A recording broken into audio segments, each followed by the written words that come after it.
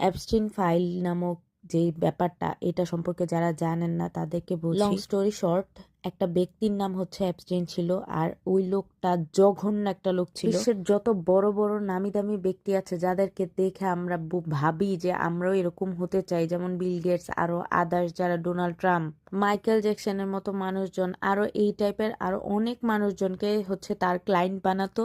বানিয়ে ছোট ছোট যে বাচ্চা ছিল, বাচ্চা 3 থেকে 9 বছরের বাচ্চাদেরকে ধরে ধরে নিয়ে সে অনেক বাজে কাজ করতো আর কি, যৌনাচার করতো, যেটা মানে আমার ওয়ার্ডে বলতে ইচ্ছে করতেছে না, এত পরিমাণ অত্যাচার করেছে বাচ্চাগুলাকে। অ্যান্ড বিশ্বে এ পর্যন্ত এদের কোনো বিচার হচ্ছে না, কোনো কিছুই হচ্ছে না। এই ফাইল মূলত 2006 সালে বের হয়েছে, কিন্তু এতদিনে 26 সালে এসে তাও হাফ বের করেছে, জাস্ট থ্রেট হিসেবে বের করেছে হাফটা।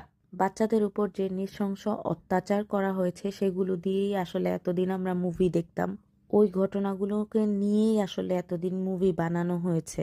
নাউজুবিল্লাহ, জানি না ঘুমাতে পারবো নাকি, আল্লাহ মাফ করুক। যত শুনছি ততই গা কিরকির করছে। মানুষ হিসেবে ওরা আসলে পশুর চেয়েও খারাপ।